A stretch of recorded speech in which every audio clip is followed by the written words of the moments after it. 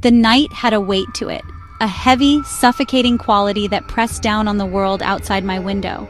It was the kind of darkness that swallowed sound whole, where even the usual chorus of late-night crickets seemed to have held their breath in anticipation. I sat propped up in bed, the dim glow of my bedside lamp casting long, distorted shadows across the room. The house, an old two-story, inherited from a distant relative I barely knew, always seemed to groan under the pressure of such a profound silence. Tonight, however, the silence felt different. It felt watchful. It felt hungry. My cat, Jasper, usually prone to nocturnal mischief, the frantic chasing of unseen things. Tonight he was uncharacteristically still, a tight nervous ball at the foot of my bed, ears twitching at every imperceptible shift. His stillness was the first red flag, a silent alarm I initially dismissed. I told myself it was just another Tuesday night, just another quiet evening in a house too big for one person. But the unease was physical, a cold knot tightening in my stomach. It was the kind of feeling that precedes a storm. I tried to lose myself in a book, its words a flimsy shield, but the sentences blurred against the pounding of my heart. Every creak felt deliberate, sinister, floorboards settling, or the soft, careful placement of a footstep, whined through a loose window, or a low, drawn-out breath from somewhere just beyond my door. My nightly routine was a ritual of security, a series of small actions designed to keep the world at bay.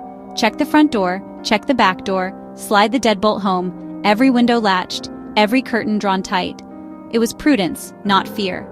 Tonight, I performed it with methodical precision. I had made my fortress impenetrable, or so I believed. The first sound that broke the spell was faint, a soft metallic scrape from downstairs, like a key missing a lock, or a tool fumbling against a doorknob. My head snapped up from my book. Nothing. Silence rushing back. I told myself it was the house, the old pipes groaning, the refrigerator cycling with a shudder. But the sound had been too specific, too intentional. I sat frozen, breath held. I waited. 1 minute, 2, 5. The silence stretched on, mocking my anxiety.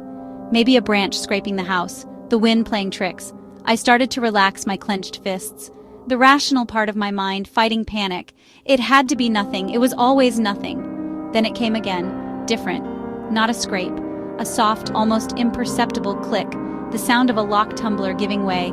Quiet, but in that silence it echoed like a gunshot. It was not the wind, not the pipes. It was my front door being opened. My blood ran cold. The cold started in my extremities, seized my heart. Every muscle locked. I couldn't move. I couldn't breathe. I could only listen. The front door opened. An agonizing pause. A silence more terrifying than noise. A silence filled with purpose. The silence of someone listening back. They were in. A soft shuffling from the foyer. Shoes sliding carefully across hardwood. They were trying to be quiet. This wasn't clumsy. This wasn't rushed. This was patient, methodical. It felt personal. The intruder moved through the entryway. My house, no longer mine, contaminated by an unseen presence. A shadow gliding past family photos. A silhouette listening. Looking for valuables? Something else? Looking for me? The shuffling stopped. Silence descended again. A faint creak from the dining room. The clink of a glass lifted and set down. Fingers grazing a frame, invading my life. Each small sound, a breadcrumb mapping their path, closer to the staircase and closer to me. The whispers in the walls were no longer house groans. They were my nightmare taking shape. My survival instinct finally kicked in. I had to move. I had to do something. Slowly, I slid out from under the covers. The rustle sounded like a roar. I planted my feet on the cold floorboards, trembling. My phone. I needed my phone. My hand brushed the lamp. It wobbled. A choked gasp. The intruder had to have heard that. They had to know someone was up here. I froze, listening. The house was utterly still. Too still. Had they stopped to listen, or were they already on the stairs? Then I saw it. Under the door, a shadow, dark, elongated, blotting out the faint ambient light. Someone was standing right outside my door. They hadn't made a sound. No creak, no breath. They had ascended with the silence of a ghost. They were just there, standing, waiting. They knew. They knew I was in here. The shape was distorted, inhuman, like the darkness itself. My mind went blank. Every plan, closet, window evaporated. There was nowhere to go.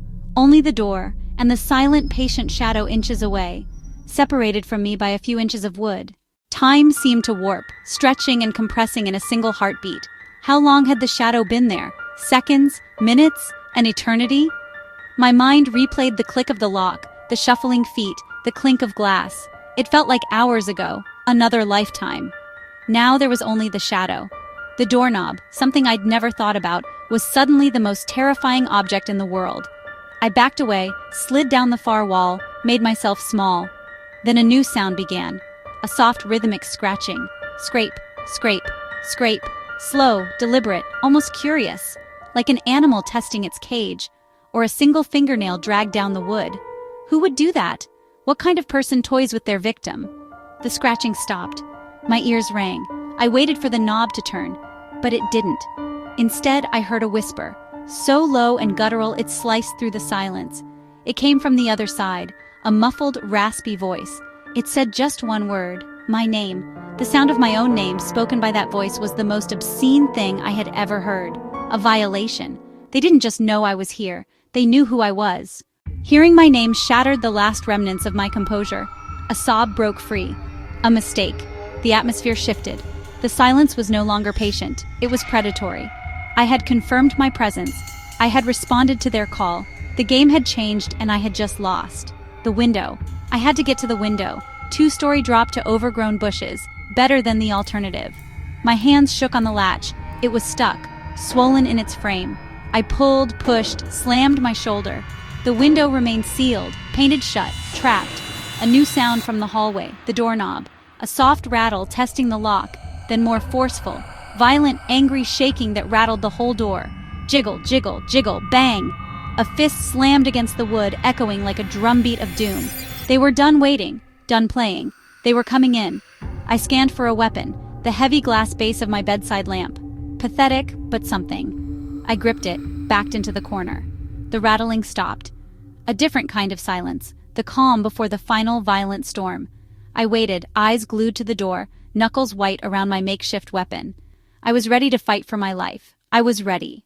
The silence stretched, turned my blood to ice. The violent rattling had stopped, replaced by an unnerving stillness. Had they given up? Were they leaving? A tiny flicker of hope, instantly snuffed. This was a calculated pause. I remained frozen in the corner, lamp base useless in my trembling hands. I watched the doorknob, waiting for it to turn. Then the sound came. Not the turning of the knob, but something far more chilling. A soft, metallic scraping from the lock itself. The unmistakable sound of a lockpick. Slow, precise, expert. Tiny clicks, each one a countdown to my doom. They weren't going to break the door. They were going to open it. Walk right in. Their breathing was low and steady, calm, unhurried. They were enjoying this, every second of it. The scraping stopped. A final, definitive click. The lock disengaged. My last defense had fallen away. This was it. Nothing left between us but a thin panel of wood. The doorknob began to turn, agonizingly slow. Each degree a turn of the screw in my psyche. The latch clicked open. The door was unlocked. For a long moment nothing happened. The door remained closed. A hand on the knob. One last moment to contemplate the terror. Then, a low, drawn-out creak, the door began to swing inward. The door swung open, revealing not a hulking monster but a void. The hallway dark, the figure a perfect silhouette, a man-shaped cutout in the fabric of the night. No face, no features, just an outline. They didn't move, letting the silence and the darkness do their work. My grip tightened, my knuckles ached. Slowly, the figure took a step, then another, fluid, unsettling, confident, predatory. Faint streetlight caught their form, but the face stayed cloaked. I could smell them, damp earth, metallic, vaguely sweet, old blood. You've been a difficult one. I told you I'd be back to check on the pressure. You have a lovely home, so many hiding places. Another step. Details formed, dark, heavy clothes, something long and thin glinting, a screwdriver sharpened to a wicked point. Moonlight caught his features. My blood ran cold, the lamp slipped and crashed. I knew that face, cold, empty eyes, a thin, cruel mouth, pale skin, a face I saw every day, a face I trusted. The handyman I'd welcomed this morning to fix a leaky pipe, Mr. Abernathy. He lunged, but didn't get closer. Again, snarling. Yet he remained in place as if tethered by an invisible rope. I looked down, moonlight passing through my faint, shimmering hands. The realization dawned.